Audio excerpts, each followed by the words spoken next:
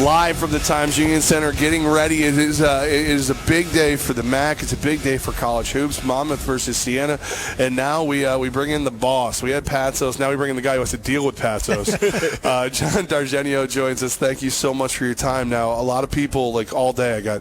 So you're not doing the game tonight, right? Because there was snow, and we never have snow in the capital region. Were you guys at any point worried about maybe postponing this?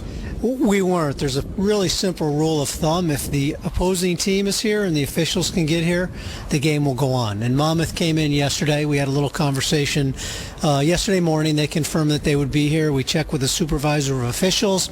He said no problem, the officials will get here. So you pretty much have to do that because as you guys look at our schedules, everything's always tight. Right. When you try to start reschedule, you get into a lot of questions of when, where, and how. Especially when you're, this team, you guys have waited long enough to get a look at these guys. That's right.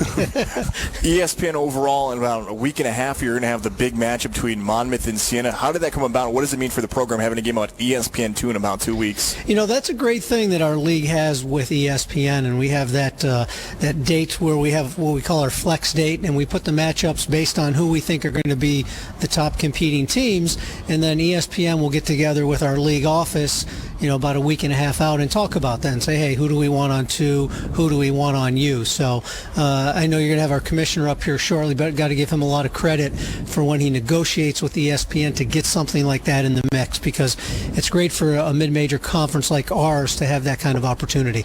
John Dargenio with us right now. We're live at the TU Center getting ready for the game. It is full speed ahead. Get your tickets. Get here. This is the biggest game of the season so far for Siena as they take on Monmouth. As you look at a game like today, I know the teams here, the refs are here. Is there any worry that you're not getting enough fans here? I mean, I've driven around downtown. I drove around checking the parking situation, and everything's clear. Right. They did a great job with the parking spots. So wherever you normally park, you'll be able to park tonight. Is there concern that you're not getting enough butts and seats tonight?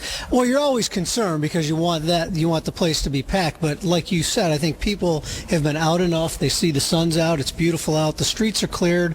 And the town and the people that operate parking lots downtown, they're experienced at this. They do it all. This is the Northeast, as I tell people. We live in Albany. We shouldn't be surprised when we get a foot of snow, and people do a great job removing it. And I think people are ready to come out after being in all weekend. Especially if you didn't have school or work today. There you go.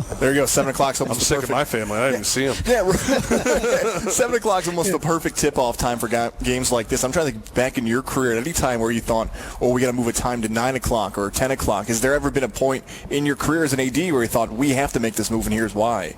Because of weather? Yes, because of weather. No, I told one of our assistant coaches the other day, because he asked the same question you guys did. I said, you know what? I've been doing this over 20 years.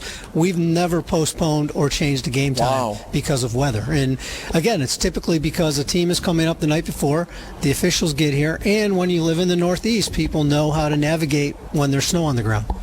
We're getting closer and closer to the MAC championship that's going to be here at the Times Union Center. From your side of it, do you tell your coaches anything differently or your staff anything differently when you get ready for conference tournament play? With the staff, like our sports information people, our sports medicine people, it's just, hey, let's start preparing for it. We start thinking about it a few weeks ahead of time. We work with the MAC office in terms of what we have to deliver to them. And with the teams and the coaches, that's really for the coaches to work on. And I think the approach our coaches take is it's one game at a time, one day at a time when we get to the MAC tournament, and then we'll deal with it. But, the men have Monmouth tonight. They have to worry about that and some other games, and there's still a lot of basketball left to play in the MAC. Still, some people are still a little surprised that when they take the court tonight, Nico Clarith will be out there with the Saints. What was the process? What happened? How did that all resolve itself? I give all the credit in the world on that to Nico and Coach Patsos, because Nico, he did what the coaching staff asked him to do. He kept working on his game. He took care of his knee. He did his rehab. And when Jimmy and he sat down and talked, I believe it was Super Bowl Sunday, and when Nico talked to his teammates, everybody knew we were ready to move forward. And then when Nico got on the court, he continued to do what the coaches and his teammates asked him to do. So, I thought it was a courageous decision in many ways for Jimmy to say, hey, you need to take a little time away from the team. And I thought the way Nico responded to it is a true testament to how much he really does care about his team and his teammates. Because he came back and he's played very well since then. And I think you can argue he's helped make us better. I know as an athletic director, this question's going to feel like almost picking your favorite child, but give me a little time here.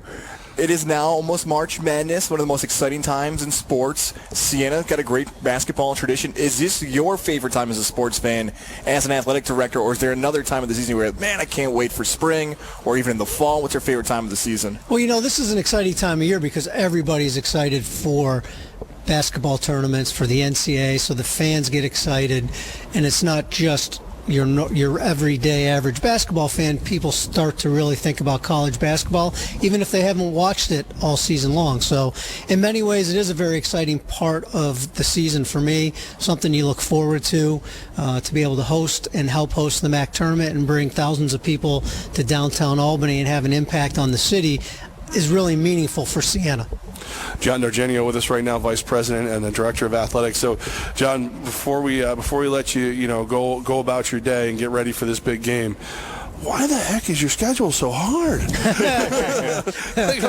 I'm looking back over Siena's season. You guys did not take a week off, or a game off even. Yeah, we had a really challenging schedule. I think I was looking at the rankings this morning, and I believe our non-conference strength of schedule was a 30. And that's a decision we made as a program and an institution a while ago, is when we think we're going to have a good team, we challenge ourselves because we want to do the best we can in the non-conference. If we have the good fortune of winning the MAC championship, it helps. And also, and even more importantly, it's for our fans, because we want to bring good quality basketball to the Times Union Center. We have close to 3,000 season ticket holders, and we think we owe it to them to put great teams on the court. Not only our own team, but the teams we're playing against and our sponsors as well. Any traction on my honorary doctorate? Well, you know what? I put that request in after we last had, this one was about 3 weeks ago, maybe? Yeah. I haven't heard back from them yet. Is that normal? Well, with shuffling the papers? It probably won't be for this year. Oh. We can, maybe... It's not easy to get a doctorate, of course. 2018. So. 2018. Levack, that's not bad. I got to tell you, if we can make bumper stickers, we can have a hashtag for this. I'm not opposed. We're now right here, right on the arm or the forearm. Where's the tattoo going to go? We'll discuss. Yeah, the longer it takes to get it, the more discreet a location it becomes. I can negotiate too. John Dargenio, we really appreciate you. Good luck tonight against Monmouth. Appreciate it. I love everything you guys are doing, and thanks for making time for us. Thanks for all you guys do. Thank you.